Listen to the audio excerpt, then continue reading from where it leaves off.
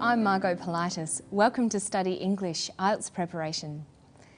Today we're going to look at the use of pronouns in a story about durian orchards. English uses a range of pronouns for different functions.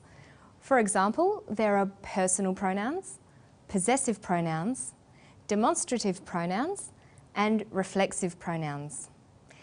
Today, we're going to look at demonstrative and reflexive pronouns.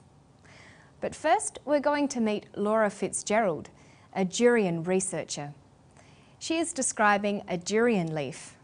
Listen to how she uses the demonstrative pronouns this and that.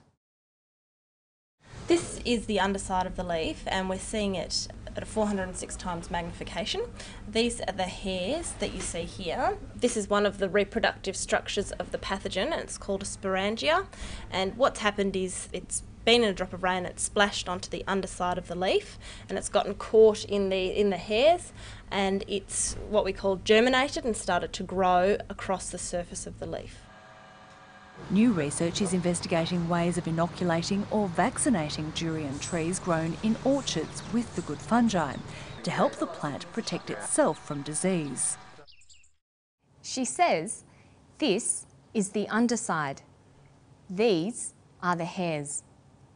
Demonstrative pronouns demonstrate both distance and number, how close something is and how many there are. We can show this on a table. This is used for singular nouns that are near to you. These are used for plural nouns that are near to you. Laura is looking at a durian leaf and referring to part of it. The leaf is very close to her, so Laura refers to it using the demonstrative pronouns for near things. This and these. This is the underside. These are the hairs. Now listen to Dr. David Guest discussing the effect of the typhoon on the durian orchards. In 1994 in Thailand there was a typhoon around Chanthaburi, which is the main growing area.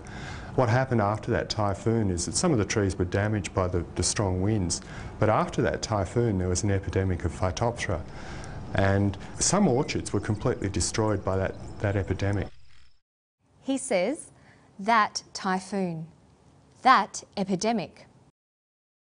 That is a demonstrative pronoun used with singular nouns that are far away.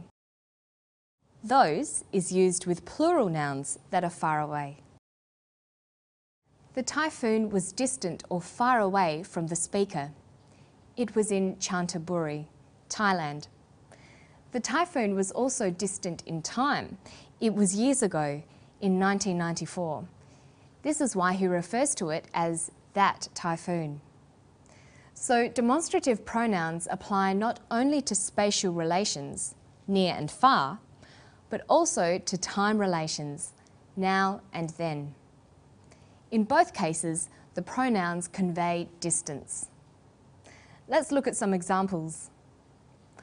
I like this new movie better than that old one. This movie means a recent movie, a movie close to now in time. That movie means an older movie, more distant in time. These biscuits are nicer than those.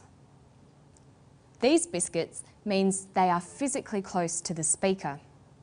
Those biscuits are further away. Listen to Dr. David Guest again, using that for a different grammatical purpose. In 1994 in Thailand there was a typhoon around Chanthaburi, which is the main growing area. What happened after that typhoon is that some of the trees were damaged by the strong winds, but after that typhoon there was an epidemic of Phytophthora, and some orchards were completely destroyed by that epidemic. He says, what happened is that some of the trees were damaged. The word that is not used as a pronoun here, but as a complement introducing what happened. We can remove that and the sentence means the same thing.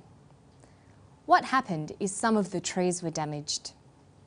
You will see that used as a complement most commonly when reporting speech, ideas or feelings. He said that. She argued that. They felt that. That is the complement of the verbs said, argued, and felt. By now, you should be familiar with using demonstrative pronouns to make reference to time and space. Let's look at another group of pronouns, reflexive pronouns. There is one used twice in this clip. See if you can pick it. Because there's a growing Asian population in Australia, there's a growing demand for durians. So we import durians, mostly from Thailand, and Thailand's certainly the world leader in durian production. Throughout Southeast Asia, it's the most popular tropical fruit, and the industry itself is worth somewhere between $2 or $3 billion a year. New research is investigating ways of inoculating or vaccinating durian trees grown in orchards with the good fungi to help the plant protect itself from disease. He says the industry itself.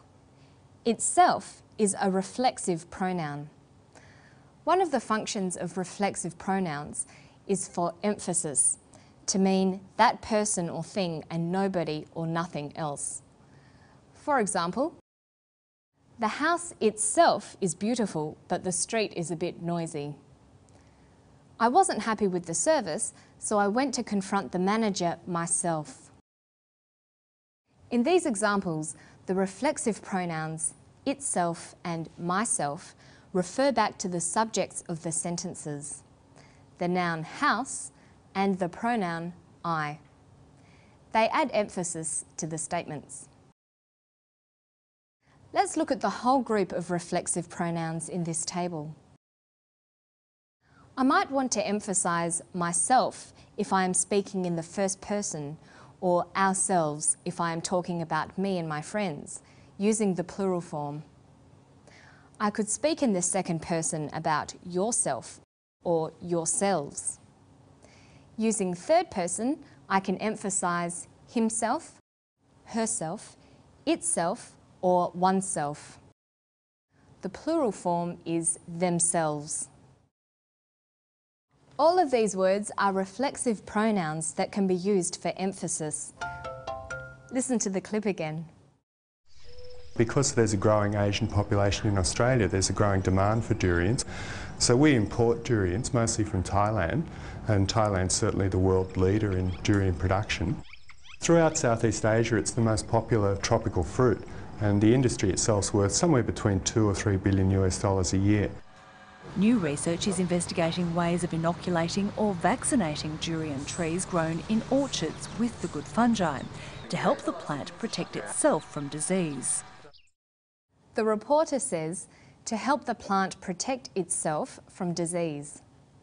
The reflexive itself refers back to the subject of this clause. The subject and the object are the same, the plant. A common use of reflexive pronouns is to refer to actions where the subject and object are the same person or thing. For example, I cut myself shaving this morning, not I cut me.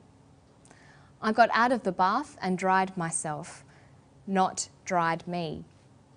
We made ourselves a cup of coffee, not made us.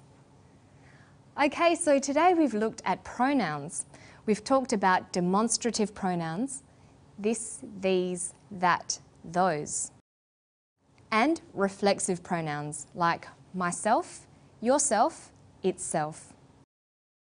To find more help on pronouns, you can visit our website anytime. You'll find today's story, transcript, study notes and exercises. That's all for today. I'll see you next time on Study English. Bye-bye.